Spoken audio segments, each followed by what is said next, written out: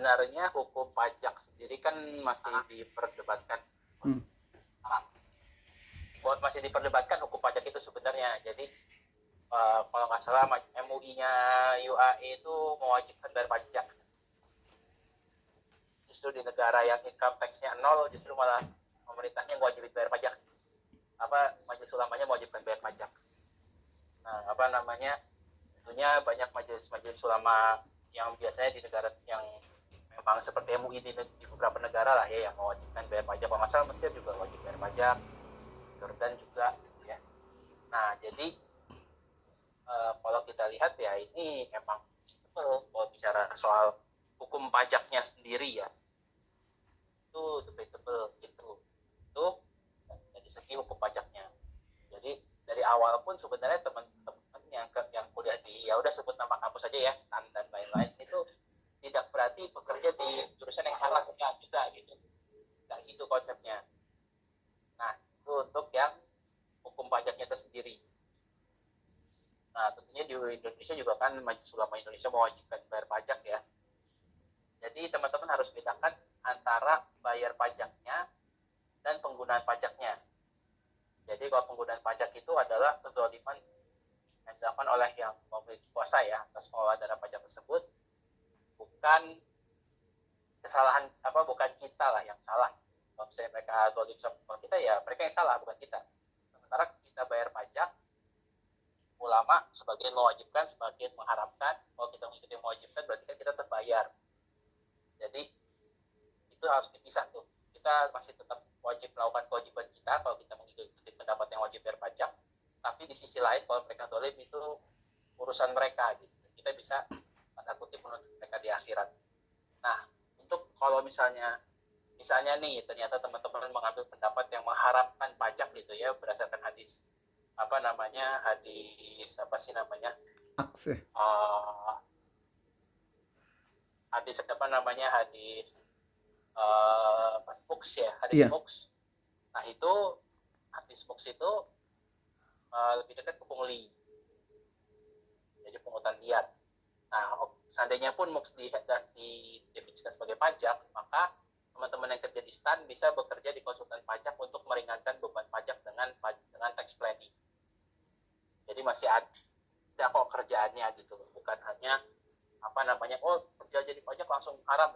Masih ada kerjaan-kerjaan lain seperti tax planning di konsultan pajak, yang mungkin bisa kerja di KPMG sebagai konsultan, atau kerja di EY, atau mungkin kerja di butik-butik investment banking. Masih banyak lah, apalagi kan skill finance itu penting ya. Jadi seandainya pun nggak kerja di tax, kerja di finance pun masih banyak lahannya.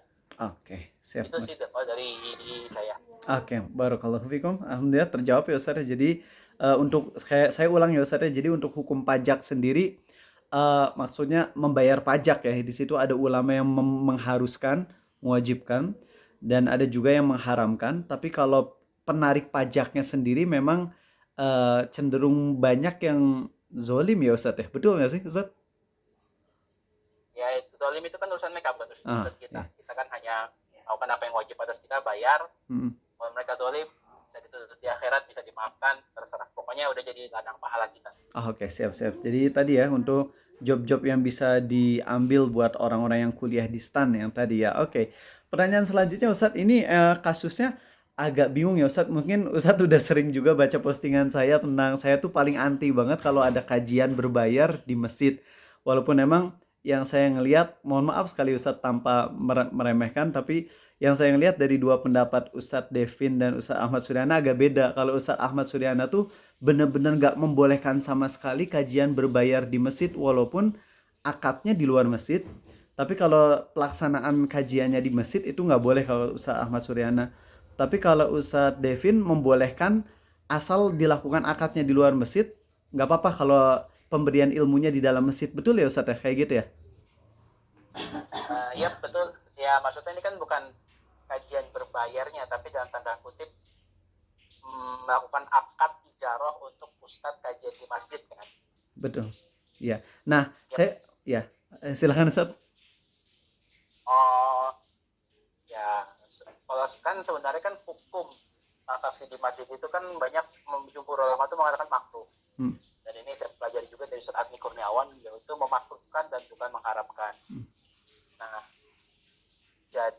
kalau kita bicara mengenai itu apa namanya, itu tadi ya, jadi makruh untuk jumhur tentunya mazhab Hambali mengharamkan, tapi di sisi lain yang paling penting juga adalah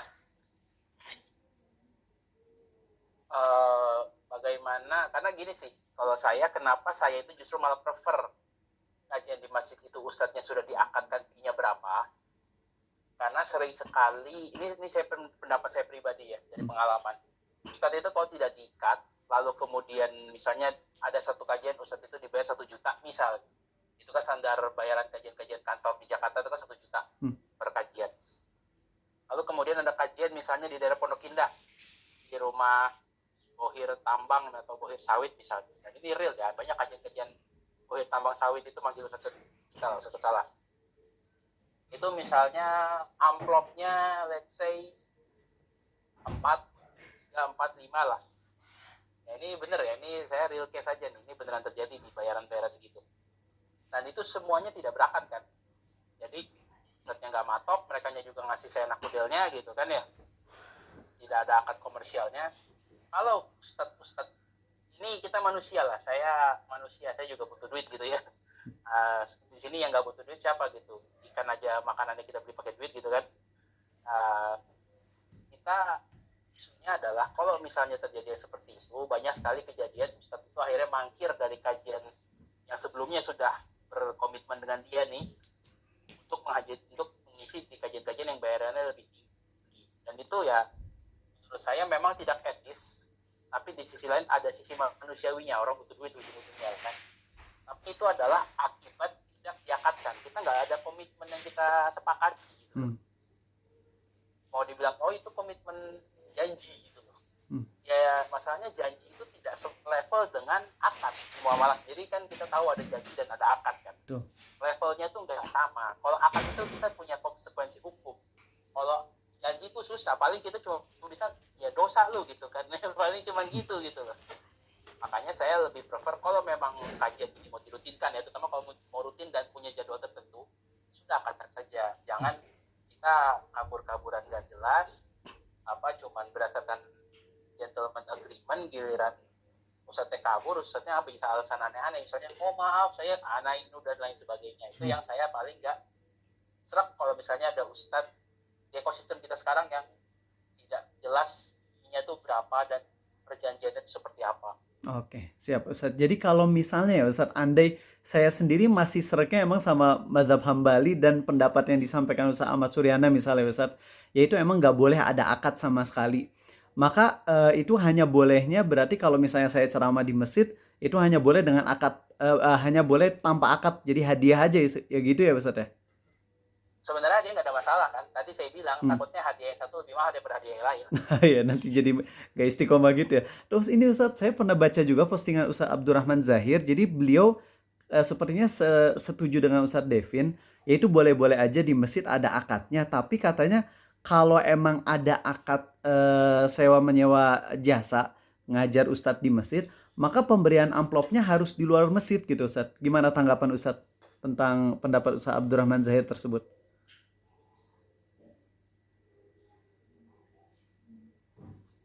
Cek. Mas. Oh iya, jadi Ustadz Abdurrahman ya? Iya, Abdurrahman Zahir. Ustadz Abdurrahman, ya dia bolehin di masjid ya. Iya kan, kalau nggak salah kan itu juga ada daurah-daurah berbayar di masjid juga setahu saya. Tapi pemberian fee-nya tuh harus di luar masjid. Justru saya kebalik. Oh kebalik. Akadnya di luar, penjelasan di dalam boleh. Oh gitu ya. Kalau beliau, saya sempat screenshot juga gitu ya. Mungkin nanti bisa didiskusiin lagi kalau ketemu ya. Takutnya ada miskom atau mungkin beliau rubah pendapat gitu. Tapi nggak apa-apa deh kalau misalnya itu. Enggak, saya kebalik. Jadi memang saya beda. Oh emang beda ya Ustaz? Emang beda. Kenapa saya berpendapat seperti itu? Karena saya termasuk orang yang sering kerja di masjid. Oke. Baik. Saya kan akadnya di luar masjid tuh kalau misalnya saya kerja di masjid ya nggak? Iya. Paham. Ya, tapi iya, jadi saya ngelaksanain akad saya di masjid. Akadnya di masjid. Ngajar? Nggak ngajar. Oh, bukan. Ya, emang gawe gitu. Ya gawe maksud saya. Misalnya saya bekerja di suatu perusahaan nih. Terus saya misalnya, contoh Mas Fadel Muhammad itu ya. Dia tuh senang sekali kerja di masjid. Pokoknya namanya kerja di masjid seneng lah dia. Mau di sentinel. Kalau sentinel kan mungkin bukan masjid ya. Hmm. Apa? Kadang kerja di tempat di mana masjid, pokoknya dia seneng banget kerja di masjid. Nah, ya dia nanya ke saya, boleh nggak kita akadnya kan di kantor flip, tapi pelaksanaan kontraknya kan di masjid. Pelaksanaan kerjaan nih, buka slip, buka ininya, buka slacknya, kan dia PM ya, kerjain apa ya itunya lah, procot-procotnya itulah. Kalau PM kan ribet tuh di masjid gitu loh. Apa ya, jawaban saya silahkan. Gitu ya. Kan dia akadnya di kantor. Tapi tadi coba di masjid intinya pelaksanaan pekerjaannya. Nah itu juga berlaku untuk ustadz yang ngisi kerja di masjid. Gitu. Saya akad dengan DKM di HP. Sayanya di rumah saya, mungkin DKM-nya di rumah dia. Tapi saya ngisinya 2 minggu kemudian di masjid. Itu no issue kalau saya. Tapi kalau misalnya memang yang anti sekalipun, ya boleh hadiah, tapi tadi hadiahnya tidak ini. Tapi justru kalau saya penyerahannya jangan di masjid, itu justru malah menurut saya justru malah lebih baik akadnya yang di luar masjid. Oh gitu ya, bukan masalah penyerahan uangnya ya Ustadz ya. Ya. Karena gini, mungkin konteksnya ada gini. Ketika kita berakad itu kan objeknya 2, nggak 1 dong. Nah, Betul. sang ustadz ketika dia berangkat ngisi kajian di masjid, dia nyerahin objeknya dia di masjid. Betul. Kan dia ngisi kajian di masjid. Iya, paham. Jadi tanggung amat kalau objeknya cuma 1. Objeknya 2 ya selainnya 2. Makanya. Nah, kalau kayak gitu ngisi kajian di lapangannya sekali. Iya, makanya Ustadz. Jadi gini, saya tuh malah jujur lebih sereknya tuh dengan pendapat Ustadz Ahmad Suryana, karena kan beliau emang tegas ya Ustadz ya. Amplop maupun jasa nggak boleh diberikan di masjid kalau misalnya emang akadnya itu ya pakai fee. Tapi kalau misalnya di auditorium atau dimanapun di luar masjid, no problem lah itu mah. Nah, kalau Ustadz Abdurrahman Zahir tuh saya jadinya kok kayak jadi gini, Ustadz Devin kubu A, Ustadz Ahmad Sudana kubu B, nah Ustadz Abdurrahman Zahir itu di tengah-tengah. Makanya di situ yang saya agak bingung, kenapa beliau memperbolehkan kajian berbayar, diberikan jasanya di masjid, tapi bayar amplopnya di luar masjid. Di situ saya agak bingung. Mudah-mudahan nanti ada kesempatan buat ketemu langsung sama beliau untuk nanya ya Ustadz ya. Dan klarifikasi. Tapi alhamdulillah jawabannya sudah bisa saya pahami. Untuk sementara sih saya emang masih cenderung confusing kan? Iya, jadi confusing gitu. Tapi saya emang jujur masih lebih cenderung ke Ustadz Ahmad sih untuk sementara. Tapi saya nggak merendahkan Ustadz Devin tentunya ya Ustadz. Kan pilihan fikih ya Ustadz ya. Oke, aman ya. Oke. Nah selanjutnya nih Ustadz, ini berhubung saya emang masih ngikut pendapat Ustadz Ahmad ya, akhirnya kan emang, dan sebenarnya ada isu lain sih yang menyebabkan kenapa saya jarang ngisi di masjid, terutama kalau lagi di luar kota, adalah karena perizinannya. Terus ada juga DKM yang nilep uang, itu tuh udah kejadian sering banget Ustadz. Bahkan waktu saya ngisi di Bandung. Makanya saya daripada tanda kutip nyewa masjid, yang mana masjid kan gak boleh disewa, paling kalau mau infak kan ya gak apa-apa. Tapi ini emang akadnya nyewa masjid gitu. Dulu saya trauma aja dipaksa gitu. Mendingan nyewa hotel sekalian kan. Nah pas saya nyewa hotel itu banyak Ustadz dari murid-murid saya, terutama anggota grup yang motivasi, oh nggak apa-apa, kami sedia untuk bantu patungan. Nah ada problem gini Ustadz, dimana kami nyewa kamar hotel yang emang sesuai pas gitu, supaya nyaman buat kajian dan jumlah pesertanya bisa cukup banyak lah, 20-30. Tapi ada kondisi dimana beberapa hotel yang kamarnya itu bisa untuk 30 orang misalnya, itu tuh udah fix sama sarapan, gak bisa di offin tuh Ustadz sarapannya. Nah yang saya bingungkan itu, kalau sarapannya nanti peruntukannya untuk siapa ya Ustadz ya? Bingung saya nanti gitu. Oh, yang kayak kajian antum di Jakarta. Iya. Ya. Kalau saya kan pernah, kalau yang waktu dulu pernah ngisi pertama kali ketemu sama Ustadz Devin tuh di hotel yang, maaf ya Ustadz, yang mahal banget tuh, yang sampai 3 jutaan semalam. Itu kan emang pakai uang pribadi, jadi aman ya Ustadz ya. Jadi saya yang makan gitu, sarapan sama istri, sedangkan murid-murid saya yang lain ya cuman fasilitas yang ada aja. Itu kan emang uang pribadi saya. Tapi ketika misalnya ada kajian di mana hotelnya tuh bukan uang pribadi saya, tapi patungan sih, ada uang sayanya, uang anak-anak juga, karena mereka pingin dapat pahala juga dari nyewa hotel untuk kajian. Nah, di situ ada sarapannya juga. Nah, itu saya bingung ini sarapannya jadi buat siapa? Apakah boleh sarapannya jadi buat saya, tapi saya jadi ikut masukin uang pribadi ke misalnya ke uang sedekah untuk uang sedekah atau uang donasi lah gitu. Gimana ya Ustadz ya? Menurut Ustadz solusinya? Antum berangkat sendiri kan ya? Maksudnya gimana Ustadz sendiri? Antum di hotelnya sendiri kan, maksudnya tinggal tidurnya. Yang sarapan antum doang kan? eh jadi anak-anak yang ikut kajian juga mereka free. Kalau emang mereka ada yang pengen nginep, silakan boleh di hotel juga. Ada yang mau pulang, silakan. Tapi kan akad utamanya adalah kami menyewa hotel untuk kajian. Itu yang paling intinya.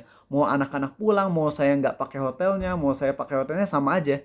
Yang penting untuk kajiannya gitu, yang paling pentingnya. Jadi itu gimana ya Ustaz? Se- Sebenarnya bukan itu isunya. Jadi kan sebenarnya antum nyewa bukan buat kajian, nggak ada ibaratnya kayak ke hotelnya. Kan kita Oh, berangkat dengan hotel nih. iya. Nggak, itu Nah, emang hotelnya ya hotel emang buat kajian Ustadz, bukan buat saya. Kalau misalnya emang buat saya pribadi, saya nyewanya pakai uang pribadi. Nggak mungkin pakai oh bukan uang bukan maksudnya gini. Kan kita berangkat dengan si apa namanya dengan si hotel ya. uh, iya kita ini kan sebenarnya kan kita berangkat dengan si hotel. Mm, Antum terima sedekah mm, atau hotelnya terserah mau pakai buat apa, yang penting sarapannya kasih 4. mm. Ya udah antum teman-teman disepakati aja sarapannya buat siapa. Oh gitu ya. Cuman emang waktu mereka yang pas sedekah itu emang random gitu. Maksudnya orang-orang di grup tuh udah emang ridho semuanya. Cuman ya saya emang khawatir aja ini kira-kira sarapan ini buat saya pribadi atau buat anak-anak lain yang nginep. Yang mana sebenarnya sih kalaupun anak-anak semua pada pulang pun ya jadinya mubazir itu sarapannya nggak ada yang makan. Nah Tapi itu kalau mau maksud dikasih saya. oh gitu ya. Cuman anak-anak juga pada pada bingung takut nggak halal, makanya ya di sini pingin nanya ke Ustadz biar ada kepastian deh Ustadz. Kalau misalnya harus ridho, tapi kan mungkin nggak semua orang diinfokan juga, uangnya ini sarapannya nanti Arizal yang makan ya, saya yang makan atau fulan-fulan yang makan kan susah juga untuk dikonfirmasinya gitu Ustadz. Jadi kira-kira gimana? Ada solusi nggak Ustadz? Antum kan nggak pernah ngumpulin via ini ya, nggak pernah ngumpulin via ya broadcast ya, semuanya personal ya. Eh broadcast tapi di grup pribadi sih, grup Nah di personal gitu. broadcastnya ditulis aja. Oh, gitu ya.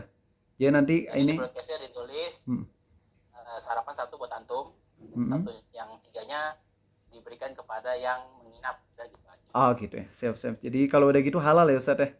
Insya Allah. Insya Allah aman. Oke, baik Ustadz. Ini pertanyaan selanjutnya yang mungkin lebih berat. Saya izin cek dulu di WhatsApp sebentar Ustadz ya. Eh, Bintang ada bintang? Ya ada. Oke, siap ya. Nah, ini juga Ustaz. Ini maaf ya pertanyaannya lebih banyak dari dulu ya. Nanti ini sebenarnya pertanyaan bukan dari AA sih, dari banyak anak-anak lain juga yang diwakilkan ke AA. Nah, ini Ustaz, tapi ini untuk kejadian pribadi saya emang ya kalau ceramah hampir selalu ya Ustaz ya. Ceramah tuh nggak pernah netapin tarif karena emang lebih nyaman aja Ustaz. Jadi lancar gitu, nggak terlalu mikirin lah. Dan kalaupun suatu saat nggak dikasih pun saya nggak ngeluh sama sekali ke panitia kayak gitu. Cuman ada kasus yang saya greget nih Ustadz. Pernah saya ngisi ceramah di sebuah kampus di Bandung. Nggak ada akad sama sekali ya Ustadz. Jadi emang free kayak gitu awalnya. Tapi kemudian dan panitia emang nggak ngasih tahu dari awal, kaget aja. Ada HTM dan HTM-nya gila-gilaan Ustadz harganya. Mereka mampang foto saya dengan HTM segitu, padahal saya nggak ada akad sama sekali, nggak minta apa-apa. Mungkin Ya Ustadz itu Devin mungkin sering bisa terjadi. ya itu mungkin itu salah ada kesalahan saya ya Ustadz ya. Nah, kemudian Itu bukan akhir kesalahan antum, itu kesalahan mereka. oh kesalahan mereka ya. Nah, kalau Kalau misalnya berbayar mereka harus berkabar ke antum. oh Itu iya. nggak boleh ditutupi. Jadi itu bukan hanya antum sekarang korbannya. Hmm. Ba- Ustadz Abdul Aziz Owa ini, Ustadz Musyafa dari ini, ba- Ustadz besar semuanya sudah jadi korban iya. kelas-kelas berbayar yang eksploitatif. Iya betul. Itu kaget loh Ustadz. Saya bingung aja. Kok Itu bisa nggak boleh, terus dikasih tahu. satu Nggak boleh, itu harus diberitahukan. ya oke oke. Satu tiketnya 100.000 untuk kajian yang bener-bener singkat. Lah, saya nggak kayak gitu ya Allah. Ini kayak meres banget gitu ya. Tapi saya nggak dikasih uang, nggak ada akad sama sekali. Nah, kalau misalnya saya mau ngambil mau tanda kutip mau ngehukum ya, akhirnya kita bikin ulang akad. Nah, akad yang halal tuh yang pertama atau kedua, Ustadz? Atau dua-duanya boleh? Kalau yang pertama misalnya saya tetapin, ya udah kalau emang kayak gini, saya minta misal ini hanya permisalan, saya nggak ngelakuin ini waktu dulu ya. Misalnya saya minta 5 juta buat saya. Apakah itu halal? Atau yang kedua, saya mintanya adalah 30% dari HTM. Jadi kalau yang kedua berarti jumlah fee buat sayanya nggak nentu, tergantung jumlah peserta yang masuk. Itu dua-duanya halal nggak, Ustadz?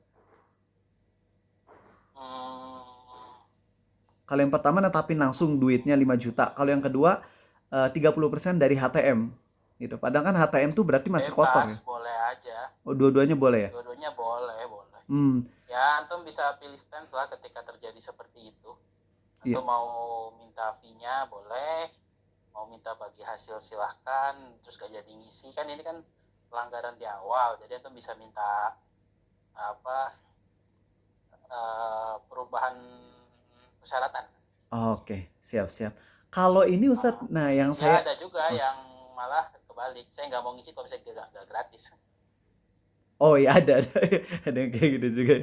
Baik. Ada yang kayak gitu juga. Nah, Intinya tuh bisa ganti-ganti lah. nah tadi Ustadz, Bebas, antum kan dibohongin bahasanya. iya betul-betul ya Ustadz. Tadi ada mention Ustadz tentang bagi hasil. Nah di sini yang saya agak bingung. Setahu saya bagi hasil itu kalau kasusnya mudorobah ya Ustadz ya. Kalau mudorobah itu kan berarti persentasi dari keuntungan bersih. Nah kalau itu kan kalau saya ngeliat HTM itu kan nggak bersih gitu Ustadz. Dan saya bukan mudorobah di situ kan ya. Kayak saya pihak lain yang disewa. Antum bisa aja, boleh nggak pakai. Antum bisa aja, antum bisa aja mintanya semacam royalti ya. Jadi Hmm. ya nggak mudharabah murni juga, jadi revenue based dan itu dibolehkan kok. Oh gitu. Sama kalau misalnya ada, saya punya lahan, terus ada orang jualan cilok dan sebagainya gitu ya, saya sewain. Tapi biaya sewanya tuh bukan dengan misalnya 1 juta per bulan. Tapi sewanya tuh caranya gini, pokoknya setiap porsi saya minta 10% dari harga setiap porsi yang kejual pada hari itu. Itu halal nggak sih Ustadz kayak gitu? Soalnya dulu saya pernah Boleh, jualan, oh boleh ya? boleh. Tapi ya saran apa kalau mau caranya dua kalau mau. Jadi yang disarankan AWV itu adalah mungkin sewa fix per bulan kecil aja, Hmm. lalu baru sisanya bagi hasil. Oh gitu, sewa fix per bulan, bonusnya atau apa Tapi Ustaz? kecil, Oh kecilnya. kecil. Jadi gini, sayur bagi sewa per bulannya kecil banget nih. Misalnya cuma berapa? Oh cilok. Eh, Let's say 100.000 lah kita kasih buat syarat aja gitu. Nah, apa namanya? Uh, Lalu sisanya ya saya minta 20% dari penjualan harian. Nah, itu juga boleh kok. oh gitu ya. Soalnya kalau yang saya pikirkan kalau misalnya 20% dari jualan harian, eh, tapi tetap harus bayar uang sewa per bulan kayak zolim gak sih Ustaz? Karena kan bisa jadi ya, ternyata selama sebulan tuh nggak ada jualan sama sekali gitu. Jadi tetap dia harus nanggung biaya sewa gitu. Iya nggak sih Ustaz? Ya sebenarnya nggak zolim sih. Ya namanya dia pakai tempat ya bayar. Oh gitu ya. Jadi kalau kalau misalnya saya tetapkan 1 juta per bulan itu jelas halal ya Ustaz ya? Iya Nyewain. boleh, itu boleh. Atau kalau misalnya Boleh. akadnya 20% dari pendapatan harian kotor itu juga halal ya Ustaz? Boleh, silahkan. Oke, siap. Ya antum kalau misalnya sama mereka yang kedua, berarti kan antum sebenarnya kan musyarakah ya sebenarnya. Cuman Hmm. musyarakahnya revenue base karena costnya ditanggung masing-masing dan itu tidak ada masalah. Oh gitu, alhamdulillah. Ini poin penting banget yang saya dapat dari Ustaz Ahmad Suryana tapi belum terlalu ngerti. Alhamdulillah Ustaz Devin ngejelasin dengan lebih detail. Alhamdulillah. Oke, kita lanjut ke pertanyaan selanjutnya. Bintang. Nah ini pertanyaannya mulai ini agak berat-berat. Hukum markup harga sebelum nego. Apakah hukumnya kalau ada yang mau nawar sewa apartemen kami, tapi dia nanya bisa nego nggak? Jadi kami tawarkan harga tertinggi ke dia untuk memperhitungkan negonya. Jadi sengaja harganya dinaikin banget supaya kalau dia nego jadi dapat ke harga yang emang kita serak gitu Ustaz. Atau mungkin kasusnya mirip sama yang jualan baju ya. diskon 50%, padahal emang dari awal tuh harganya dinaikin super dulu, kemudian di diskon 50% supaya jadi kayak ketipu. Itu kayak tipuan gak sih Ustadz yang kayak gitu? Oh, sebenarnya enggak sih. Jadi harga tuh kan suka-suka yang punya barang nentuin berapa gitu. Hmm. Cuman beda kalau diskon 50% itu ada unsur penipuannya Hmm. gitu loh. Jadi kalau yang nego itu kan kita menentuin suka-suka lah kita punya barang. Tapi kalau yang diskon 50% itu ada unsur psikologisnya. Hmm.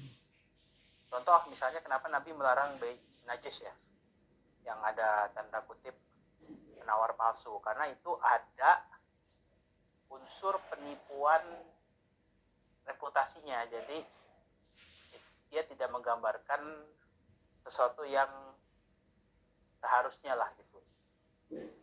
Jadi ada unsur itunya. Itu berlaku juga untuk diskon 50%. Jadi apa namanya, itu agak-agak di situ sebenarnya ada fungsi, ada ininya lah, ada penipuannya lah. Nah, sementara kalau temen antum itu bukan penipuan, dia memang sengaja pricing lebih tinggi, itu pun lebih tingginya masih di harga pasar biasanya saya tahunya, memang harga pasarnya itu range kan. Sehingga kalau di nego nyampainya apa harga tengah. Dan itu udah ada masalah. Beda tuh antara yang kasus pertama dan kasus kedua. Oke, sip. Alhamdulillah terjawab ya Ustadz ya. Kita sekarang lanjut lagi. Jadi nggak apa-apa ya kalau kita pribadi naikin harga, apa maksudnya, harga awalnya tuh tinggi supaya pas di tawar jadinya pas dengan harga yang sesuai yang ingin kita jual. Adapun yang menjual dengan 50% diskon itu biasanya emang ada kecurangan dulu ya. Kenaikan ya jadi ngotak-atik harga dulu sehingga 50% itu sebenarnya bukan diskon ya Ustadz ya. Lebih ke nipu ya Ustadz? Iya, Heeh, oke, baik. itu nipu karena emang harga aslinya kan nggak segitu. Ya, itu sebenarnya yang nipu bukan harga aslinya, tapi dia nipu di diskonnya. Iya paham-paham ya. Adapun kalau misalnya emang saya yang biasa ngejual harganya 100.000 lalu diskon 50% jadi 50.000 itu sih nggak apa-apa ya Ustadz ya, jujur ya. Nggak apa-apa. Yang Oke, penting antum tidak melakukan penipuan reputasi lah bahasanya. oke, siap, baik. Pertanyaan selanjutnya Ustadz. Nah ini bagaimana kalau misalnya arisan ya Ustadz ya. Selama 5 bulan tuh jadi tiap bulan nyicilnya 1 juta. Berarti kan kalau 5 bulan jadi 5 juta. Tapi untuk setiap bulan itu nambahin 50.000 untuk jadi fee admin. Untuk upah kepada pemegang arisan. Apakah itu riba atau boleh Ustadz? Arisan, Hmm. jadi nilai arisannya 1 juta. 1 juta per bulan sampai 5 bulan, tapi tiap bulan itu jadi 1.050.000, 50.000-nya buat admin pemegang uang arisannya. Uh, jadi misalnya kita arisan 1 juta, terus habis itu kita tambahin 5.000 per orang ya. Misalnya kita arisannya 10 orang gitu ya. Hmm. 100.000 jadi tambah 105, 50.000-nya buat admin, buat yang ngurus. Hmm. Betul? Boleh sih. Itu Uang boleh. jasa itu mah. Jasa, walaupun si Boleh itu uang admin, jasa. walaupun si adminnya ikut arisan juga, Ustaz. Dia termasuk anggota yang ikut arisan boleh juga. Ya kan pekerjaan ngurus admin sama ikutan utangnya kan beda akad. Paham paham ya, beda akad ya, jadi halal ya. Alhamdulillah terjawab. Beda akad. Oke, siap. Selanjutnya. Nah, kalau kita kerja menjual hijab yang bentuk dan modelnya tuh tidak terlalu syar'i ya Ustaz ya. Jadi kayak hijab-hijab yang ngerti lah yang buat sport. Pasmina. Iya, pasmina atau sport hijab ya. Tapi saya ditempatkan di bagian yang tidak secara langsung ikut andil dalam promosinya. Apakah pendapatan gajinya jadi haram Ustadz karena termasuk menolong dalam kategori kemaksiatan? Sebenarnya kalau hijab itu kita ngelihatnya sebenarnya nggak bisa kayak gitu sih. Jadi karena gini,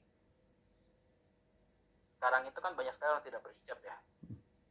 Saya dapat dari Abdurrahman Zahir juga, apa bukan dapat sih, tapi di remind lah atau apa di, di diingatkan lah oleh Abdurrahman Zahir gitu ya, bahwa sebenarnya begini,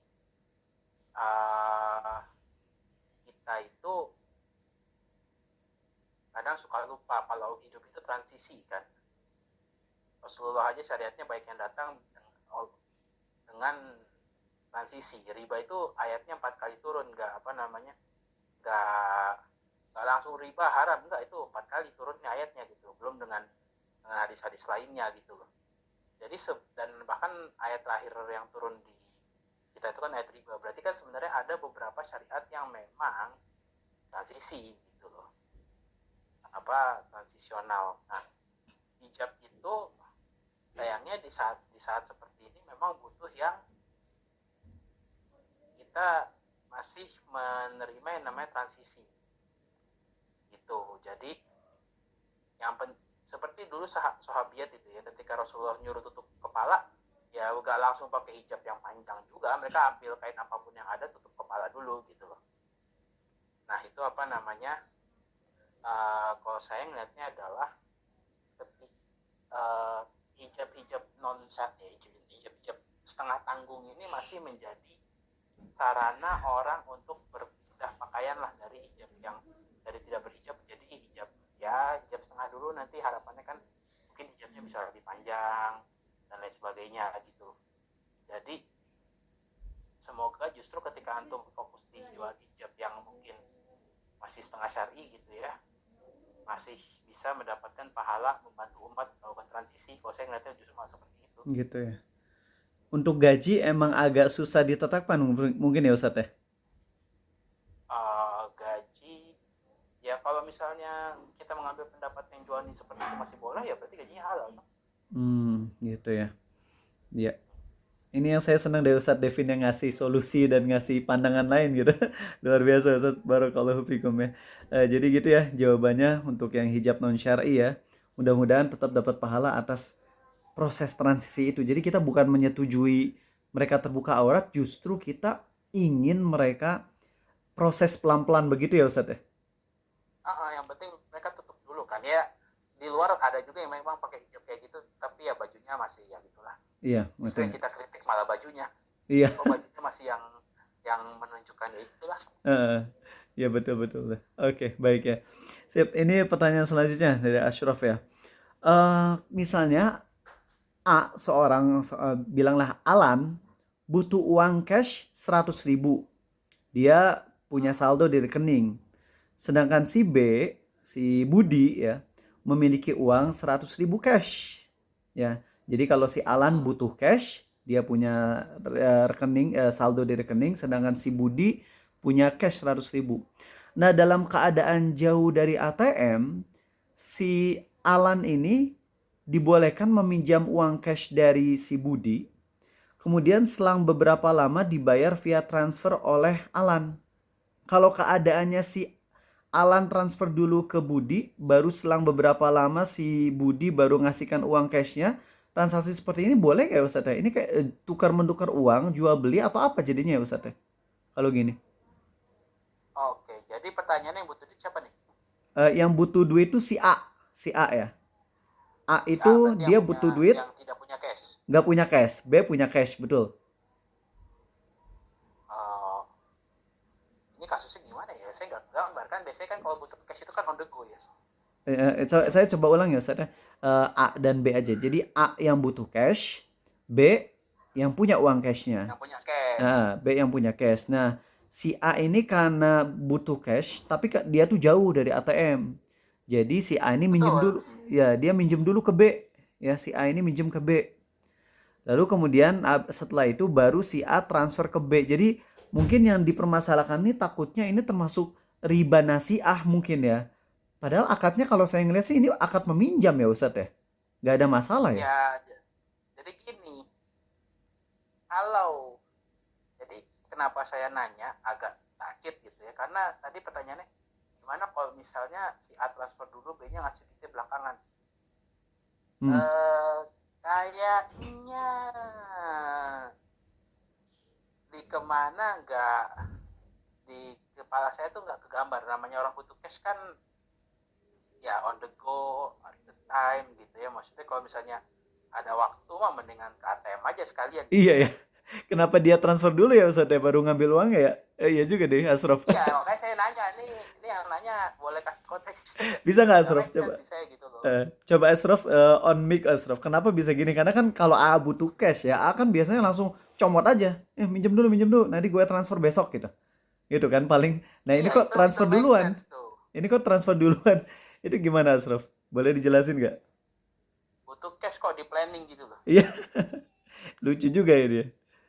Asraf bisa on mic atau admin itu ada Asraf tuh yang pakai bahasa Arab tuh namanya.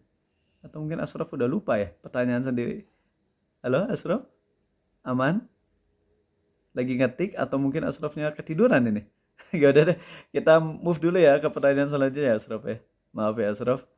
Eh, tapi andai kalau misalnya itu pun nggak apa-apa karena itu akadnya bukan tukar menukar uang ya Ustadz ya, tapi itu kan pinjam meminjam ya Ustadz. Kalau kita ngasih transfernya duluan, Mm-mm. ah, apa kalau kita ya gitu. Jadi sebenarnya sih gini sih, kalau kita transfer duitnya duluan lah, kita kan yang mau minjem. Hmm. Kalau kita ke dia akadnya apa gitu, kita transfer ke dia apa, kan dia nggak mau minjem, Iya tidak ya. ada niat meminjam sama sekali. Jadi apakah akadnya tukar uang? Kalau tukar uang berarti riba nasiah Hmm. gitu. Jadi ya udah gak make sense, udah tuh halal, jadi ya gak usah dikerjain. Oh iya iya paham. Ini Masya Allah Ustadz jeli banget ya. Saya kagum banget loh Ustadz Devin. Bisa sejeli ini. Saya baru baru kepikiran. Tapi kalau misalnya saya transfernya untuk nitip dulu dah. Itu nggak apa-apa ya Ustadz ya? Titip dulu boleh, Nah saya nitip dulu. tapi ya harus dikasih tahu titip boleh. Ah ya. Gue nitip nih transfer 100. Nanti gue ambil gitu. Oke. Paham paham. Gitu ya Ustadz. Oke Asraf. Semoga terjawab ya. Oke. Selanjutnya. Teman-teman yang pengen nanya sabar ya, soalnya ini udah banyak yang nanya ke AA nih nitipin, jadi yang duluan nitip. Oke, ada sebuah penerbit di Indonesia, mereka menerjemahkan buku tulisan seorang syekh dari bahasa Arab ke bahasa Indonesia. Buku ini sudah terjual banyak, bahkan ada ma'had atau pesantren yang menjadikan buku terjemahan ini sebagai buku induk mata pelajaran akidah. Setelah beberapa lama, penerbit asli Arab ternyata tidak pernah mengizinkan untuk menerjemahkan buku syekh tersebut ke bahasa lain. Maka penerbit dari Indonesia tadi menyetop produksi buku terjemahan tersebut dan menghapus dari katalog. 10 tahun berlalu, ada seseorang yang memiliki buku tersebut ternyata dia butuh uang dan hendak menjual buku terjemahan tersebut. Apakah halal jual belinya Ustadz? hmm. Coba diulang pertanyaannya, nggak nangkep Jadi sih. ya saya simpelin aja ya Ustadz ya. Jadi misalnya nih Syekh Arab bikin buku, dia tuh nggak ngizinin untuk nerjemahin ke bahasa manapun Ustadz.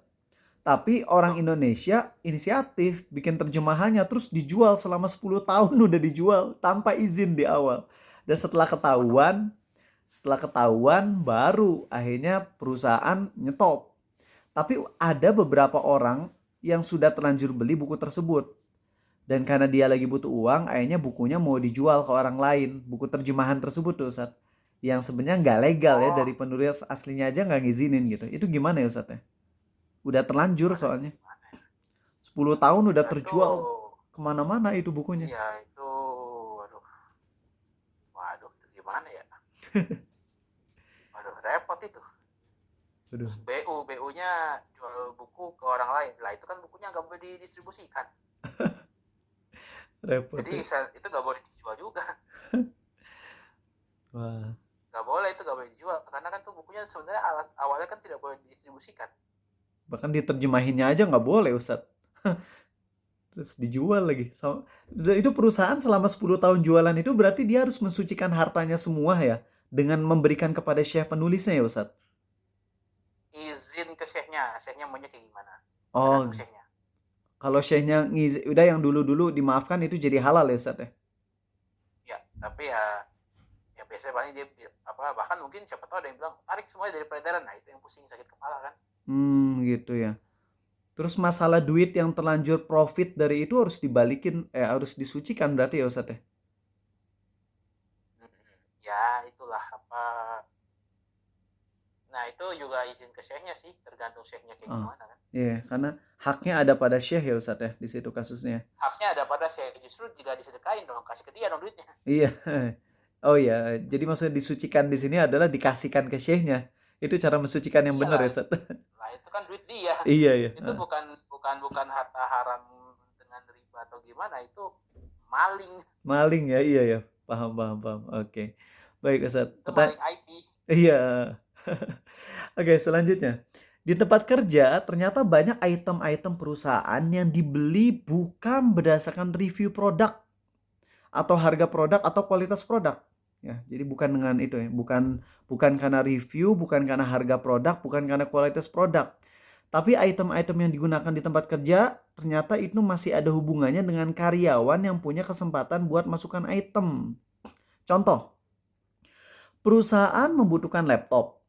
Laptop yang dibeli ini bukan karena speknya bagus atau bukan karena murah dari supplier. Tapi laptop ini jualannya karyawan sini juga.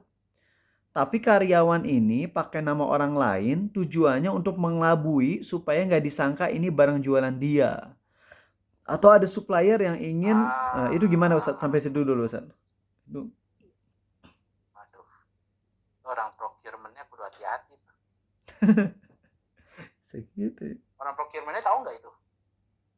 Kurang tahu, ini yang nanyanya nggak ngejelasin. Saya lanjutin dulu ya Ustadz ya. Atau ada supplier yang ingin supply item ke tempat kerja. Mereka melobi dengan iming-iming benefit dari penjualan item tersebut ke bagian keuangan supaya item mereka bisa lolos. Padahal secara spek di bawah standar atau harganya ternyata sama aja dengan supplier lain. Kadang saya kalau pakai sebuah barang dan tahu betul barang tersebut jualan dari karyawan, suka pingin dirusakin terus bikin laporan tertulis. Ini barang speknya not Jangan good. dong, jangan. Jangan dirusakin ya. Jangan dong. Jangan deh. Jangan dong. Itu jadi gini loh. Urusan dia nipu perusahaan untuk beli barang itu urusan dia. Urusan antum dipinjamin barang sama perusahaan terus antum merusak itu urusan lain. Jangan digabung-gabung. Malah kita Kalau ngerusak. kita ngerusak dengan sengaja, ya kita ganti loh. Yeah. Jangan menghilangkan kemaksiatan dengan kemaksiatan ya Ustadz ya berarti ya.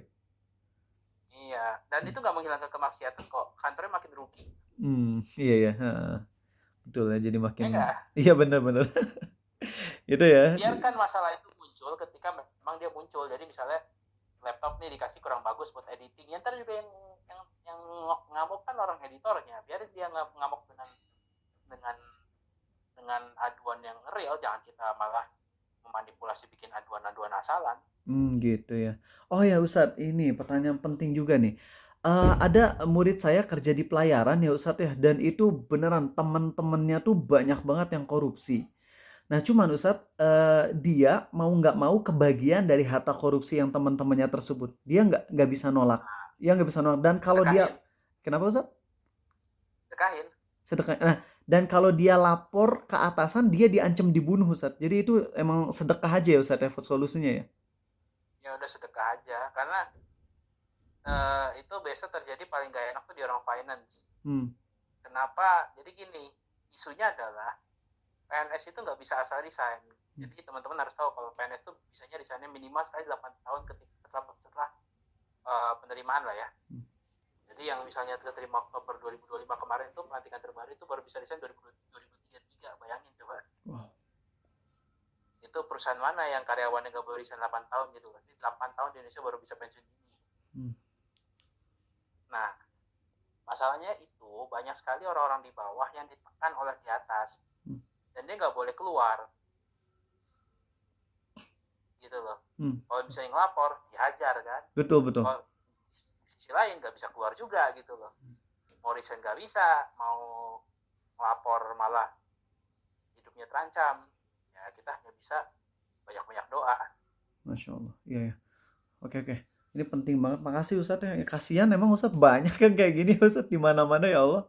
Kasihan. Ya sama mungkin ada satu lagi lah. Gimana? Kita mutasi ke bagian yang bersih. Mutasi ya. Kalau bisa. Tapi kan nggak semuanya semudah itu ya.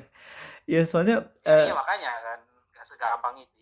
Iya, makanya ada Ustadz yang pas ditanya ini langsung nyuruh resign. Dia kayak nggak ngelihat kondisi apa ya Ustadz. Bingung saya. Ya saya husnudonnya kan dia tidak tahu. Saya pun tahunya kan dari orang. Maksudnya kan kalau kita kan lebih kepada, ya itu mungkin saya juga kadang suka mengkritik beberapa pasat kita bahwa kurang banyak pengalaman realnya gitu ya. Jadi kayak yang kayak gini-gini kan ya nggak semua orang bisa tahu. Atau misalnya yang lebih menarik lagi, misalnya Eh, Mungkin kalau Ustadz tahu ya, Ustadz kita tahu bahwa banyak bank syariah yang menentukan suku bunga itu berdasarkan LIBOR dari suku bunga pasar uang dari London. Ya itu mungkin itu nggak boleh, itu haram gitu, menggunakan itu sebagai sebagai standar margin pembiayaan ya, terutama jangka pendek. Ya mungkin alasannya seperti itu, sementara mereka juga nggak tahu itu sebenarnya dipakainya dengan cara seperti apa gitu loh. Hmm. Hmm. Oke, oke. Siap, siap. Alhamdulillah. Ya, barakallahu fikum Ustaz. Nah, untuk beli emas yang di BSI ya Ustaz, kemarin saya udah nanya personal, tapi saya pengen nanya ulang untuk kepastiannya.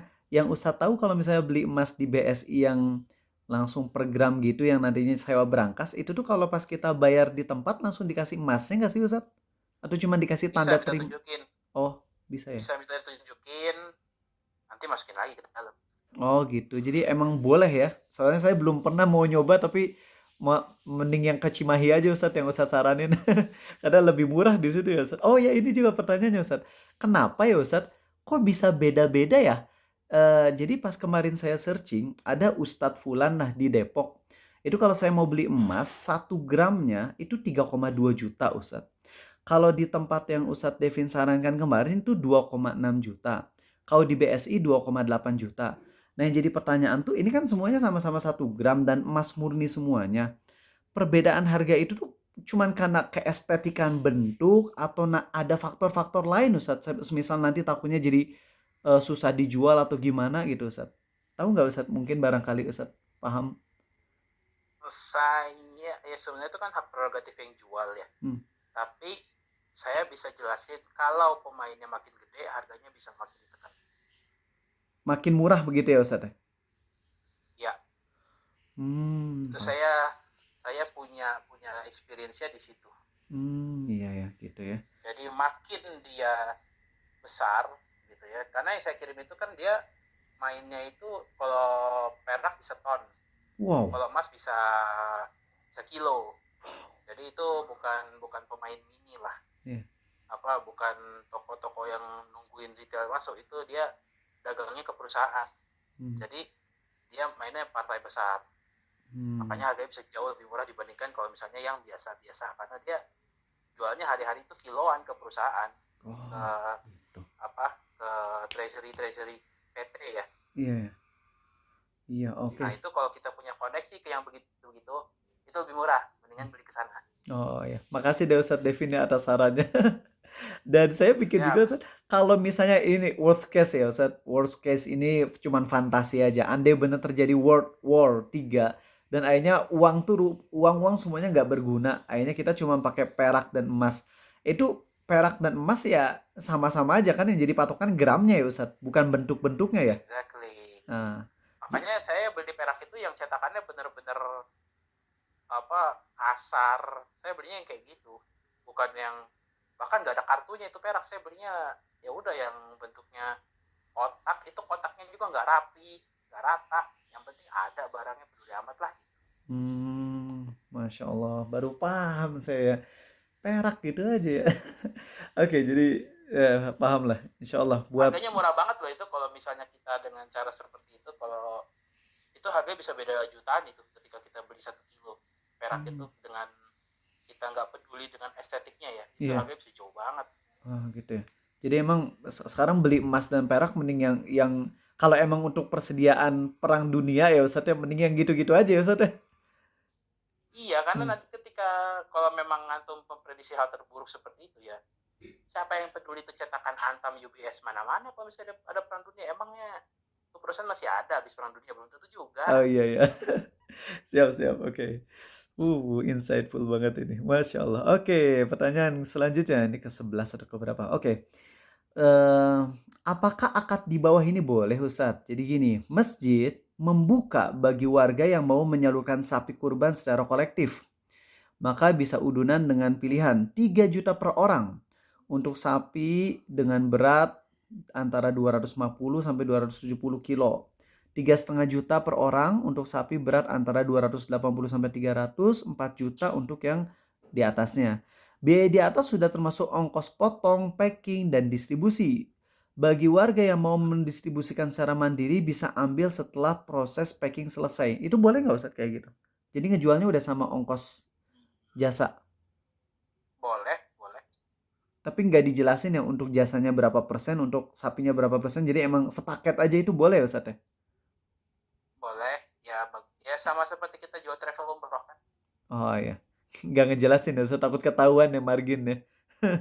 Ya paham ya. Enggak sih, marginnya sih tipis sih. Oh tipis ya. Oke, oke siap. Tipis kok. Saya tahu travel tuh enggak. Orang bikin travel tuh nggak bisa kaya. Anda udah ketemu orang yang punya travel gede-gede pada ngutang ke bank juga kok. Gitu. Terima kasih Ustadz. Ada yang kedua nih, akadnya. Kalau ini boleh nggak Ustadz? Masjid membuka bagi warga yang mau menyalurkan sapi kurban secara kolektif untuk mengikuti tabungan kurban yang akan dipungut sebesar 400.000 per bulan dari bulan Ya Muharram buat tahun sampai depan ya. dari Muharram sampai Syawal. Setelah uang dikumpulkan di bulan Syawal, maka akan dibelikan sapi dengan berat 310 sampai 330 kg di bulan Zulqa'dah. Itu gimana Ustadz? Boleh nggak? Boleh. Oh boleh. Tapi tabungannya harus dipikirkan dipakai buat apa. Gitu. Teteh istirahat aja teh, nggak apa-apa teh. Nggak usah beres-beres. Maksudnya tabungannya disimpan dengan uh, metodologi seperti apa, lebih baik ditransparan. Ya, siap. Oke. Seperti itu ya. Oke, kita lanjut. Teman-teman maaf ya, ini A harus ngabisin semua pertanyaan yang dititipin ke A dulu. Ini rencana sampai setengah 11. Ustadz Devin masih kuat Ustadz? Aman. Udah turun taksi Ustadz? Masih? Udah di rumah nih, alhamdulillah aman. Alhamdulillah, siap. Ya, Oke. Anda juga tadi ke Robanes juga capek soalnya. Oh iya, siap. Oke. Ini nih penting banget Ustadz. Apa hukumnya menggunakan proteksi gadget ketika membeli barang elektronik? Nah ini Ustadz, kayak proteksi kayak gitu, itu termasuk asuransi konvensional nggak sih Ustadz?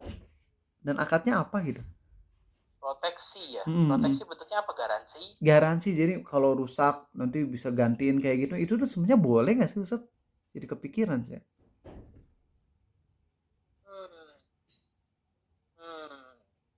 Yang ngasih garansinya siapa? Pihak tokonya ya kayaknya ya. Atau biasanya Nah perusahaan itu ya? pertanyaan. Oh. Tahu saya itu bukan asuransi soalnya. Kalau asuransi kan punya berbagai jenis mekanisme yang berbeda-beda kan. Tapi kalau ini, nah ini saya juga nggak tahu kan. Saya nggak tahu persyaratan redeemnya. Di redeem seperti apa, terus kapan dia bisa diberlakukan, atau sebenarnya kapan aja boleh. Kalau misalnya 3 tahun nih kita beli proteksi, misalnya saya mau ganti layar, ini LCD-nya udah rusak, atau misalnya saya mau ganti layar, ini LCD-nya cuman butak gitu ya, atau tanda kutip udah berdebu, bisa diganti juga. Nah itu kan seberapa ribet bahasanya ya, seberapa ribet untuk redeem, perusahaan apa yang di cover, itu menurut saya termasuk yang ada ininya, ada hukumnya, ada pengaruh dalam hukum. Gitu ya. Nah ini ada dari Hafiz mungkin nambahin, kalau garansi toko sih pengalaman saya jadi, nah ini dicoba kalau garansi toko ya. Kalau garansi toko sih pengalaman saya jadi nambah 100.000 untuk garansi software dan HP dari HP-nya selama 1 tahun. Nah kalau itu gimana Ustadz? Jadi garansi dari toko kita bayar 100.000, garansi software dari HP selama 1 tahun, itu gimana ya? Dia yang ngasih garansi ya? Iya, si tokonya berarti. Boleh nggak itu Ustadz? Ada persyaratannya nggak untuk bisa redeem itu, apa aja yang harus dipenuhi? Kalau saya ingat sih, saya pernah ke BEC ya Ustadz, mau beli handphone baru, cuman ditawarin aja bayar nambah 100.000, nanti selama 1 tahun tuh kerusakan karena ini, karena kena air gini-gini, nanti itu bisa diganti. Nah itu gimana Ustadz? Kan ada persyaratan di mana itu bisa di redeem. Nah itu kan antum bisa dapat, bisa enggak, karena kan itu terikat dengan syarat. Itu jadi boleh Ustadz? Misalnya tadi nggak boleh, kalau itu saya nggak boleh. Nggak boleh. Alhamdulillah kemarin nggak kayak gitu. Alhamdulillah ya, jadi jangan. Nggak boleh, menurut saya sendiri wallahu alam itu nggak boleh, karena tadi kita membeli sesuatu yang kita belum bisa dapat. Gitu ya. Jadi kalau di Iya, kan? mungkin ada ya Ustadz kasus di mana si garansi kayak gitu tuh udah harus beli, harus pakai gitu ya. Jadi kita nggak bisa beli kalau nggak pakai garansi. Kalau harus ya udah kita anggap itu sebagai pengikut. Tapi kalau misalnya Bisa milih. itu ambil. Kalau bisa milih berarti kita jangan ya Ustaz ya, jangan Ya, beli. Oke, alhamdulillah. Wah, jangan-jangan. tuh. Tapi kalau misalnya dia wajib kan, Oke. ya bukan silakan sih, tapi Ya mau salah. gimana lagi ya Ustaz ya. Mm. Oke. Nah, kalau saya itu Tuh. barang-barang terdahulu kayaknya pernah ada yang kayak gitu karena belum tahu hukumnya Ustaz. Itu gimana ya Ustaz ya? Ya udah nasib lah. Ya Nasib. udah nasib, antum masa mau jual tuh HP kalian nggak mungkin. Iya, iya, iya. Ya udah antum pakai terus aja itu Pakai. barang. Oke. Lagian udah habis juga aku garansinya udah Antum lewat 1 tahun. bertaubat lah kan, bertaubat. Iya. Bertaubat, antum nggak ngelakuin lagi, sudah cukup kok. Insya Allah. Oh iya ini. Nah Ustadz, kalau perusahaan itu ngasih ke kita bonus berupa bonus atau apa ya namanya ya? Yaitu kita tuh jadi dapat asuransi yang ditanggung perusahaan. Jadi perusahaan ngasih Nah asuransi itu urusan konvensional. mereka. Oh jadi kitanya nggak apa-apa ya Ustadz ya? Nggak apa-apa, kita nggak apa-apa beli seperti itu. Karena kita sebagai karyawan itu akadnya kan dengan perusahaan, sedangkan perusahaan ngasih bonus yang riba itu dosa mereka ya Ustadz ya? Ya itu urusan mereka. Tapi ya biasanya kalau sekarang pun misalnya kita ngantor, Hmm. itu biasanya banyak kok yang udah buka opsi syariah untuk asuransinya. Ya Oh. Sinarmas itu, Sinarmas Group itu, semua yang kerja di Sinarmas bisa ambil asuransi syariah di Sinarmas. Gitu ya. Dan itu nggak usah dibersihkan ya Ustadz. Jadi saya pernah dengar ada fatwa di mana kalau misalnya kita dapat dari asuransi konvensional tersebut, nanti kalau misalnya kita biaya rumah sakitnya tuh 50 juta dan di cover itu kita nanti harus bersihkan yang 50 jutanya, nggak usah ya Ustadz ya. Sayang jangan diput dong. Enggak, kalau dia dari perusahaan enggak masalah. Tutup Dan yang tutup. loh, ya, kita jangan lupa bahwa itu sebagian dari duit kita loh. Jadi enggak 50 jutanya juga di cover. Bisa jadi ketika kita ikut asuransi 20 tahun ya, kita bicara kesehatan 20 tahun dari umur 40 sampai 60. Ya mungkin aja kita sakitnya jarang, terus tiba-tiba langsung bersih-bersih lah. Belum tentu juga dia bayar lebih sedikit dibandingkan dapatnya. Atau kebalik gitu. Kita harus hitung-hitungan. Tapi intinya sih nggak apa-apa ya Ustadz ya. Iya, contoh misalnya dia bayar 300.000. Ada kok Prudensia 300.000, konven syariah sama. 300.000. 1 bulan berapa? 3,6 juta. 1 dia tahun. asuransi 20 tahun misalnya. 20 tahun tuh 72 juta. Misalnya dia dalam 20 tahun dia cuma sakit rawat inap 2 kali, 1 kali 25, 1 kali 10. Masa suruh bayar 35-nya lah, dia aja bayar 72. Iya. Malah minus ya. Malah minus, suruh ganti lah. Iya. Itu kan dalam Al-Quran ini kan kalau aku berusaha walikum bisa dapat modal. Lah ini masa suruh ngilangin modalnya juga. Iya. Nggak masuk akal. Tapi sekali lagi saya tekankan emang nggak apa-apa ya Ustadz ya. Jadi kalau kita dikasih konvensional gitu karena itu urusan perusahaan dengan pihak asuransinya ya Ustadz ya. Betul. Oke. Kecuali ya itu hadiah lah. Hadiah. Ya itu meskipun sama kan kadang ada yang bilang, oh itu sebagian dari gaji diambil ya, itu kan tetap aja kan sebenarnya kan emang kita nggak hitung dari gaji kita sebenarnya. Itu kan cuma penulisan aja. Iya, siap. Oke, lanjut. Oke, untuk kasusnya ini ada keluarga yang ditinggalkan bapak meninggal dengan waris utang banyak dan semuanya itu dari kartu kredit bank konvensional mencapai ratusan juta. Sedangkan si bapak meninggalkan harta waris selain utang ada berupa aset mobil dan motor sekitar 60 juta saja. Itu pun sudah digunakan habis. Kenapa Ustaz? Dijual itu aset. Oh iya, ini belum beres tapi ya. Tapi sudah digunakan habis untuk kebutuhan primer dan tidak dibayarkan untuk hutang karena tidak tahu cara bayar utang pokoknya saja ke bank. Bagaimana tanpa ada mudarat karena dulu sudah pernah ada ikhtiar bayar pokoknya saja malah diteror oleh debt collector. Jadi selama ini karena tidak tahu menjadikan sedekah untuk utang bapaknya itu dan jika dijumlahkan sudah belasan juta. Jadi bagaimana hukumnya? Wah, harusnya sih bayar utangnya Ustaz ya. Bukan malah sedekah ya. Tapi takut diteror itu masalahnya Ustaz. Suka diteror. Ya gini, masalahnya adalah orang itu terlalu bersikukuh. Ya ini kesalahan edukasi kita juga menurut saya ya. Kita itu salah, kita tuh ngajarinnya harus bersikukuh bayar pokoknya aja. Ya enggak semuanya bisa begitu Mas Bro. Kalau misalnya dia minta harus bayar dua-duanya, ya bayar dua-duanya secepatnya daripada kita mau coba nego-nego sana sini udah pasti nggak bakalan dapet, yang ada malah makin mahal tuh bunga gitu loh. lebih baik cepet-cepet dibayar. Gitu ya. Lagian kesalahannya Jadi hmm. cara bertobatnya langsung bayar as quickly as possible kalau ada. Tapi masalahnya kan ini ayah yang ngutang, Ustaz. Anak kasihan yang harus bayar gitu ya. Ya gini loh, sebagaimana anak mendapatkan hak dari orang tuanya berupa waris, dalam hukum syariat dia juga bertanggung jawab menanggung hutangnya.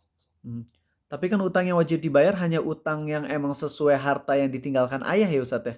Itu yang saya dapat dari Ustaz Abdurrahman Zahir. Kalau selebihnya nggak wajib. Ya, hmm, jadi gini sih, kita ini kan teori kan, kita kan berbicara teori dan ada realita kehidupan. Betul. Kebanyakan ustadz kita ini kan hidupnya di dunia perteorian ya. Betul. Ustadz Abdurrahman saya kebanyakan kembali lagi berbicara misalnya muamalah atau apapun kan kebanyakan teori, sementara beliau aja tanda kutip nih, saya bukan yang ngeledekin, tapi mobil aja dipinjemin, gimana bisa menghukumi orang yang KKB gitu kan, ibaratnya gitu loh. Nah, dalam tanda kutip, let's say teorinya seperti itu benar, ya mau nggak terima itu si banknya? Kan kita berhadapan dengan lembaga besar gitu loh, di mana kita menandatangan perjanjian yang secara de jure itu bisa memasukkan kita ke penjara loh, ya. Ingat loh, penjara ini urusannya nih, gitu loh, atau perdata bahkan kalau misalnya memang ini. Kita lebih baik menyelesaikan problem yang ada, gitu ya, daripada kita bersikukuh dengan apa yang kita yakini susah. Lebih baik cepat-cepat lunasin. Betul. Jadi ibaratnya gimana ya, saya nggak bisa nego kalau misalnya tanpa ini, atau misalnya saya nggak bisa ngikutin Abdurrahman Zahir yang kayak gitu. Ya udah, Abdurrahman Zahir suruh beli itu bang. Kan sesimpel itu solusinya. Kalau ente mau mengatur pakai aturan ente, ya beli aja banknya. Bisa nggak punya uang 2 triliun buat beli itu bank gitu. Kalau nggak bisa ya lebih baik kita cepat-cepat menyelamatkan diri kita, cepat bayar, cepat selesaikan, jangan berurusan lagi, selesai. Oke, siap. Itu adalah langkah paling realistis dalam kehidupan ini. Nggak usah dengerin yang teoretikal dan ya fugazi lah bahasa kerennya. Jadi lebih yang realistis aja ya Ustaz ya. Insyaallah. Iya, kita hidup yang realistis saja. Teori itu bisa di mana-mana, tapi ketika berhadapan dengan lembaga, dengan hukum dan lain sebagainya, ternyata teori itu kita masukin tong sampah juga. Iya, betul ya. Ngomong Ustaz, ini penasaran aja, maaf agak saya topik. Kalau Ustaz sama Ustaz Abdurrahman Zahir tuh sekelas ya dari dulu ya Ustaz ya? Dulu sekelas. Oh, pantesan kayak deket banget gitu. Oke. Enggak, maksudnya ya itu. Kalau saya sih lebih kayak, ya teori itu kan teori, tapi realita kadang berkata lain. Siap. Apalagi di dunia kita yang sekarang. Bener banget ya. Makanya dari tadi jawaban tuh kayak realistis banget tentang hijab gitu yang makanya saya cocok banget sama Ustaz Devin tuh karena jawabannya realistis, alhamdulillah. Baik, lanjut lagi. Masih ada 24 menit, 19 menit lagi ya, karena kemarin 5 menit udah dipakai. Oke. Baik, 19 menit. Ini. Nah, ini dia Ustaz. Dengan dua metode ini, apakah boleh meminjamkan uang dilakukan dengan dua metode ini, Ustaz? Yang pertama, di-convert dulu ke emas, lalu dipinjamkan. Dan ketika dalam masa peminjaman, kenapa Ustaz? Convertnya seperti apa dulu nih convertnya? Iya. Kalau mau di-convert ke emas, bener-bener beli emas dulu ya Ustaz harusnya ya? Ya itu dia, pinjeminnya batang emas. Batang emas ya, bukan uang seharga emas, bukan ya? Nggak bisa, batang emas. Jadi harus batang emas ya, oke. Jadi saya selesaiin dulu ya Ustaz. Jadi apakah dua metode ini boleh atau enggak? Yang pertama di-convert ke emas, anggaplah berarti dijadiin batang ya. Lalu dipinjamkan. Dan ketika dalam masa peminjaman di-convert ke uang untuk digunakan oleh pihak peminjam. Tetapi dikembalikan dalam bentuk emas lagi. Lah, ini gimana ini? Oh, yang kedua nggak boleh tuh. Jadi dia ngasihnya emas, ngasihnya duit, mintanya emas, nggak boleh. Ngasihnya duit, mintanya emas nggak boleh. Nggak boleh, duit baliknya duit lagi. Kalau misalnya mau emas ya kasih emas, baliknya batang emas. Oh gitu. Kalau yang kedua ini kasusnya dipinjamkan dalam bentuk uang tapi dengan catatan setara dengan nilai emas berapa dan ketika Nggak boleh, dikembalikan nggak boleh ya itu ya. Oke oke. nggak Jelas ya. boleh. Heeh. Karena itu. Jadi udah kalau mau emas-emasan kasih emas. Hmm. Itu pun harus di note loh ya. Hmm. Emasnya pun dibalikan sesuai dengan versinya.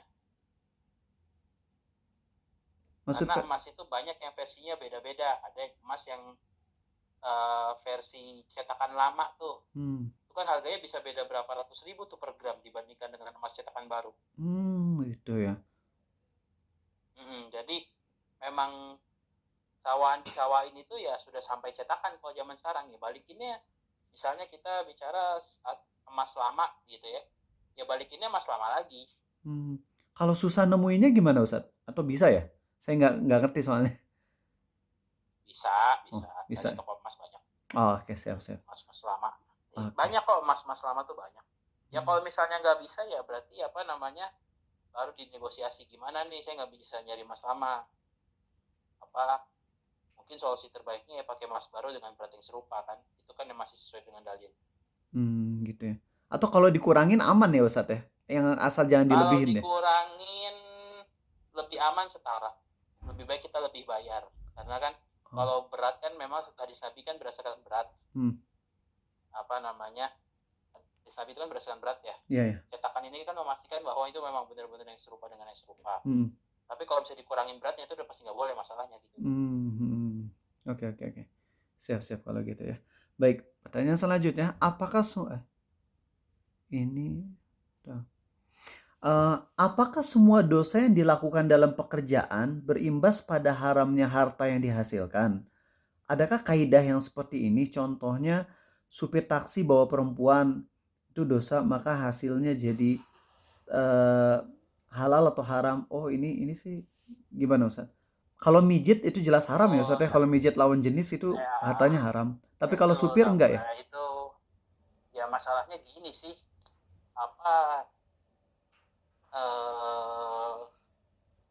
Ya mungkin ini saya jawabnya semampunya saya ya, karena ini wallahu alam banget. Tapi ada sisi yang memang pengharamannya itu berkaitan dengan pekerjaan, ada sisi yang berkaitan dengan non pekerjaan. Contoh, misalnya saya nganter cewek naik bawa taksi. Bawa taksinya nggak masalah. Kolwatnya nggak boleh. Gitu kan. Itu kan faktor yang di luar pekerjaan. Gitu. Atau misalnya saya bimbing umroh, ternyata jamaah saya itu ada perempuan tidak bersuami, janda, berangkat sendirian. Bimbing umrohnya boleh. Ini cewek berangkat sendiri kagak boleh. Dan tetap kewajiban kita kan sebenarnya melarang dia untuk tidak berangkat kan. Tapi kalau misalnya saya posisinya dalam mutawif yang terimalah jamaahnya begini gitu loh. Kan gitu konsepnya tuh. Nah, itu menurut saya tidak kuat. Ini pendapat saya pribadi dan melihat beberapa dalil ya. Atau bukan melihat beberapa dalil, tapi melihat pemisahan antara haram amal dengan haram yang ghairul amal lah. Karena itu kan bahkan di luar definisi haram dikasbihi kan. Betul. Kan haram income itu ada dua. Haram li ainihi, haram dikasbihi. Nah, haram-haram yang non pekerjaan ini nggak termasuk keduanya, karena ya ini nggak ada hubungannya sama kerjaan sebenarnya. Iya, betul. Nah, itu yang saya lihat income-nya halal, tapi kita tetap berdosa melakukan hal tersebut. Oke, paham ya. Sama seperti. Tapi itu saya pribadi ya, wallahu alam, bisa tanya Ustaz yang lebih kibar. Iya, tapi nggak apa-apa saya izin nambahin ya Ustaz ya, berdasarkan ilmu yang saya dapat ya Ustaz ya. Lanjut gas. Ya siap. Jadi kalau yang saya dapatkan betul sekali yang Ustadz Devin sampaikan. Jadi kalau misalnya kerjaannya langsung dari sisi kita digaji karena keharamannya langsung, maka itu nggak boleh, haram gajinya juga. Semisal ada cewek yang kerja sebagai foto model seksi, dia kan digaji atas keseksiannya, maka itu gajinya haram. Tapi kalau ada cewek yang kerjanya itu sebagai cleaning service di hotel, jadi dia digaji atas cleaning service-nya, tapi emang kebijakan hotel melarang si wanita ini untuk pakai kerudung, maka dia dapat dosa karena nggak pakai kerudungnya, tapi gajinya tetap halal. Itu yang saya dapatkan. Jadi Sesuai banget kok dengan yang disampaikan Ustadz Devin. Barakallahu fikum. Nah, ini pertanyaan lanjutan Ustadz. Di tahun 2026 mau bayar utang zakat yang tahun 2014 Ustadz. Itu pakai harga emas yang Hmm, 2014 atau harga emas sekarang? Wah, ini lucu deh. Gimana ya? pakai harga emas 2014. Gitu ya? Yap, sesuai dengan kewajiban dia dulu. Gitu. Kalau Ya sama misal kan, karena dia ngitungnya pakai harta dia dulu, ya dia bayarnya pakai nisab dulu. Simpel itu kan. Kan gitu dia ya. kewajiban bayar pun kewajiban bayar dengan harta dia dulu. Mungkin dia dulu nggak sekaya sekarang. Iya, cuman dari sisi efek untuk orang miskinnya malah jadi nggak kerasa ya Ustaz. Kalau misalnya dia bayar di tahun 2014, mungkin dengan nominal itu manfaat, tapi untuk 2026 kayak nggak ada nilainya jadinya, iya nggak sih Ustaz? Ya kita kan, dia tidak tahu dia mau tobat, ya kita kasih cara tobat. Oh ya, Yang dimudahkan ya penting Ustaz ya. kita kan concernnya kan kita fokus, nih gue mau tobat lagi dosa, ya kasih dulu jalan tobatnya, urusan efek sosialnya belakangan gitu. Yang Ah penting iya, udah tobat dulu. iya. Kalau Ini kan dipersulit, kita gak usah bikin orang lain, mikirin dia dulu aja nih. iya ya. Kalau dipersulit takut nggak jadi tobat ya Ustaz ya.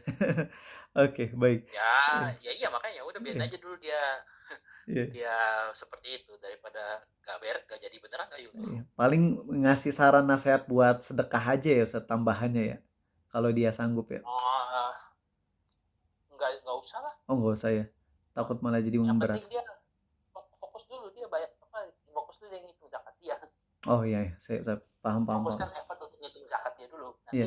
nextnya oh sedekah, ya udah. Oke, Tapi siap. effort kita fokuskan untuk dia tahu dulu persis dia harus bayar berapa sebenarnya. Oke. Siap siap. Oke.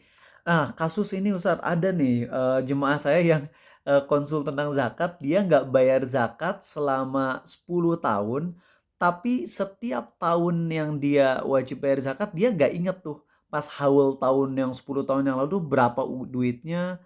Dia yakin sih semuanya udah di atas nisab, cuman dia lupa besarannya sehingga kan 2,5%-nya dia Oh, bingung. cek mutasi lah. Nggak bisa ngecek mutasi, udah hilang datanya misalnya Ustaz. Dan itu kasus real Ustaz. Wah, ya Allah.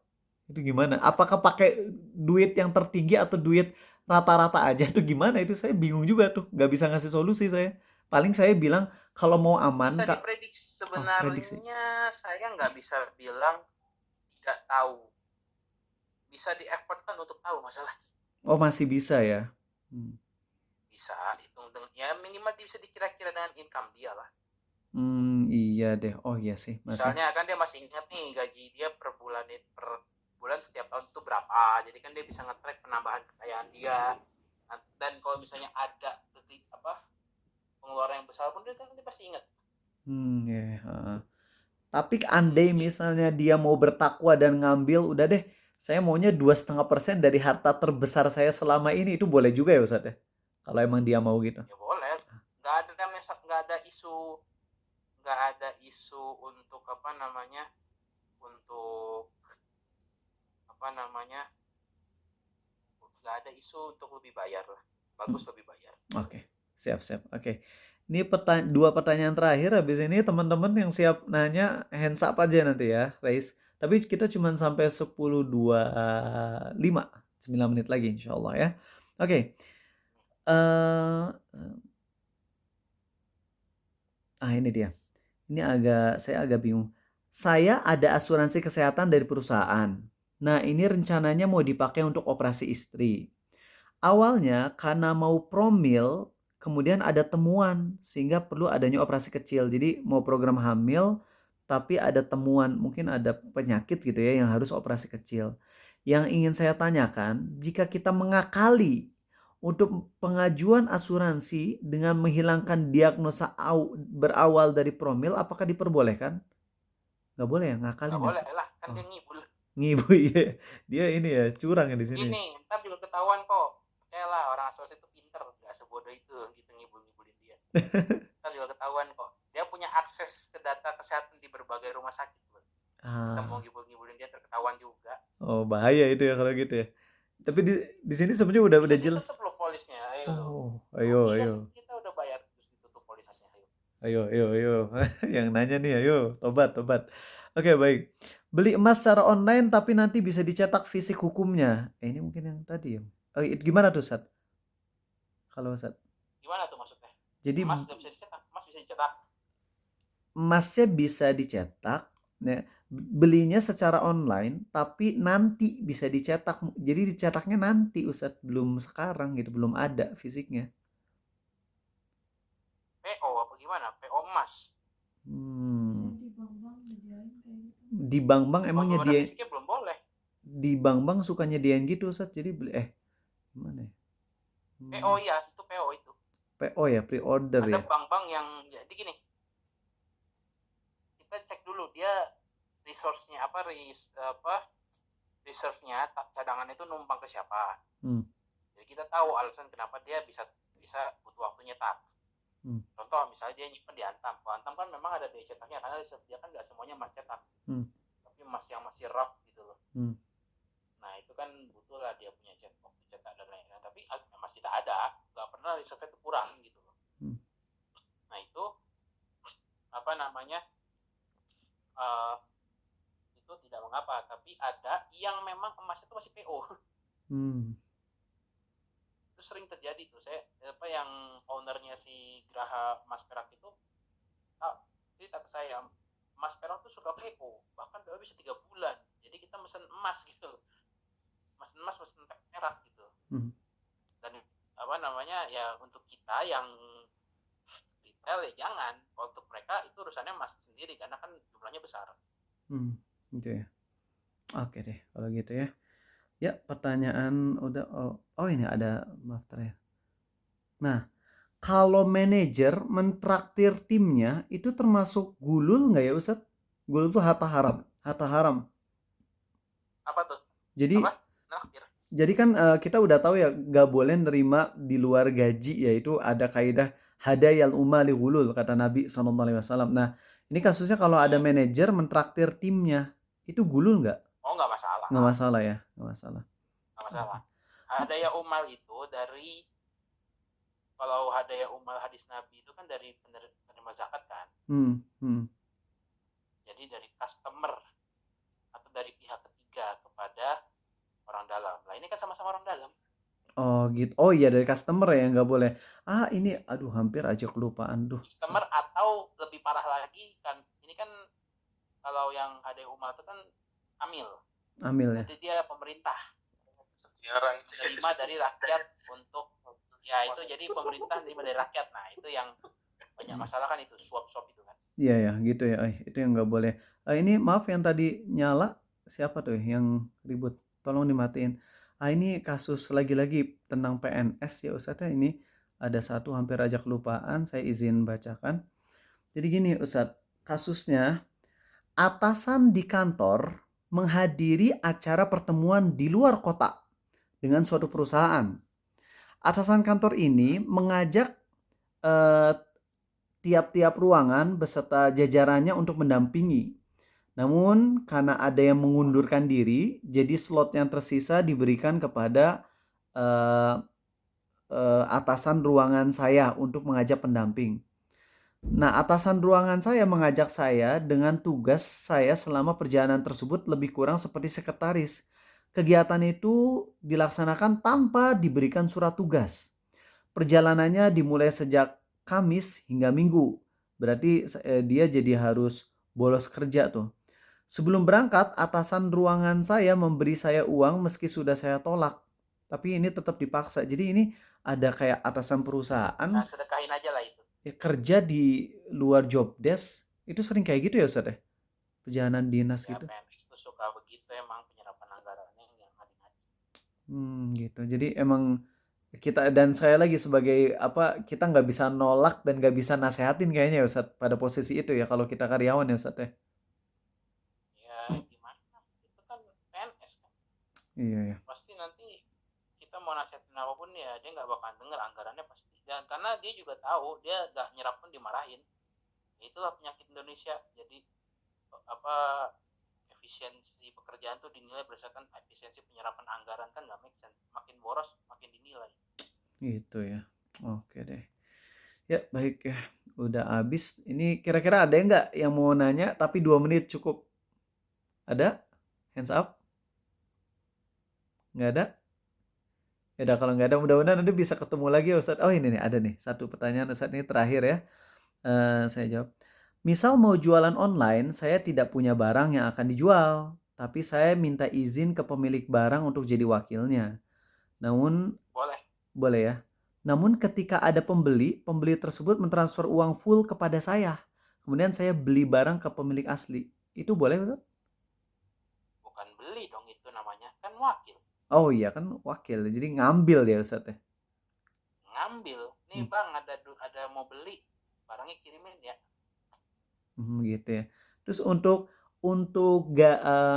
apa namanya wakalah bil ujroh tuh bisa dengan dua skema ya Ustadz. Yang skema pertama misalnya saya eh, mewakili seseorang, terus saya minta duitnya sekian, itu untuk jasa buat saya, atau bisa juga langsung sepaket tanpa ngasih tahu buat jasa saya berapa. Itu benar nggak sih Ustadz? Wakalah bil ujroh. Iya, wakalah bil Wakalah ujroh. bil ujroh, bagusnya dijelasin fee-nya berapa. Oh gitu ya. Tapi kalau yang saya pernah dengar tuh ada ini juga sah. Misalnya si orang yang mau mewakilkan, Nah, itu Ibnu Abbas. Kenapa Ustaz? Itu Ibnu Abbas. Jadi gini, Ibnu Abbas itu bilang, salah satu skemanya, itu skema bisnis beliau dulu. Apa? Jadi, mamazada fahuwalah. Nah iya itu dia. Tapi itu kita seller. Seller mau markup silahkan. Nah ini buyer, beda dong. Kepentingan seller adalah menjual dengan harga yang dia mau, harga ditinggikan silahkan. Kepentingan buyer itu ibaratnya gini, buyer itu punya kepentingan membeli semurah mungkin. Ya nggak? Jadi nggak ada batasnya tuh buyer tuh nggak ada limitnya. Pokoknya semurah mungkin lo kerjain. Kalau seller justru ketika pamazada fawalak dia udah nentuin harga gue segini aja, ada batasan yang jelas. Kalau kita mewakili buyer ya gue pengennya semurah mungkin. Nggak ada buyer yang mau bilang udah mas kalau misalnya harganya di bawah ini gak usah beli lah. Ya enggak dong, paling dia curiga aja barangnya bener apa enggak gitu. Tapi kalau misalnya barangnya bener harganya bisa di bawah itu ya dibeli lah gitu kan. Nah ketika ada konsep seperti itu, gimana wakalahnya bisa dikasih uang 700.000, pokoknya mas dapat berapa sisanya buat mas gitu kan ya. Kalau misalnya dia dapat harga di bawah 350.000 gitu, gedean fee-nya daripada barangnya, masih mau nggak tuh orang? Saya yakin sih banyak kan nggak mau. Gitu. Kalau misalnya emang ada keriduan nggak ada masalah ya Ustadz ya? Nggak masalah. Kalau ada keriduan nggak masalah, tapi saya sangat meragukan. Oke, siap-siap. Paham ya. Insyaallah. Barakallahu fikum. Terima kasih Ustadz ya. Maaf ini kelebihan. Terima kasih atas ilmu-ilmu. Iya, kita tutup. Ini izin nggak apa-apa kan ini direkam ya Ustadz ya? Ya udah nanti Ana minta transkripnya, siapa tahu bisa kita kontenin bareng-bareng kan jadi tulisan.